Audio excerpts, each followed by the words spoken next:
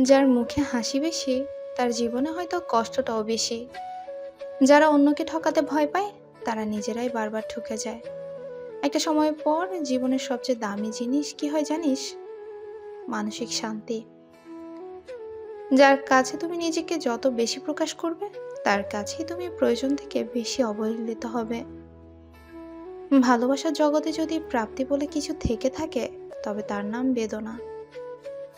অনেক কথা বলা মানুষটা যদি চুপচাপ হয়ে যায়, ভেবে নিও আঘাতটা অনেক গভীরে লেগেছে। সুন্দর বলে কিছু হয় না। তুমি যাকে যত বেশি ভালোবাসবে, তাকে তত বেশি সুন্দর মনে হবে। কারো উপকার করতে না পারো, তাতে সমস্যা নেই, কিন্তু সজ্ঞানে কারো ক্ষতি করো না।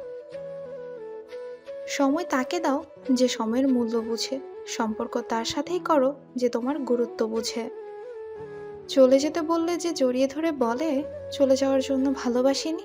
দুঃখ আসুক তাও ভাগাভাগি করে একসাথে বাঁচবো, যে দুদিন বাঁচি। জীবনে খারাপ সময় আসা খুবই দরকার, নইলে মুখোশ পরা বেইমান মানুষগুলোকে চেনা যায় না।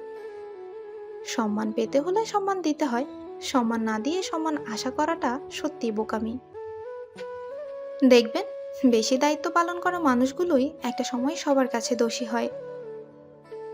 দেরিতে হলেও নিজের পায়ে দাঁড়াও, কারণ মানুষ সবার শেষে তোমার যোগ্যতাটাই জিজ্ঞাসা করবে। আজকের জন্য বাঁচো, কারণ গতকাল চলে গিয়েছে আর আগামীকাল নাও আসতে পারে। সৎ লোকের দুটি জিনিসের সাথে লড়তে হয়, একটি হচ্ছে দরিদ্রতা, আর অন্যটি হচ্ছে দুষ্ট লোকের চক্রান্ত।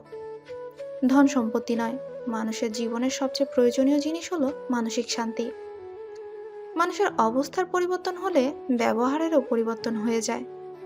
মানুষ প্রতিষ্ঠিত হওয়ার পরে যে ব্যবহারটা করে, সেটাই তার আসল চরিত্র। সবসময় এমন মানুষের সাথে থাকার চেষ্টা করো যে তোমাকে সম্মান দেয়, কারণ সম্মান ভালোবাসার থেকেও মূল্যবান। চুপ থাকার বড় সুবিধা হলো উত্তরটা আপনার হয়ে কেউ না কেউ দিয়ে দিবেই, হয় মানুষ না হয় সময়। যার যোগ্যতা যত কম, তার অন্যকে খোঁচা মারার দক্ষতা তত বেশি। কারো সময় পাওয়ার জন্য জোর করবেন না, যদি আপনাকে সময় দেওয়ার ইচ্ছে থাকে এমনিতেই দিবে।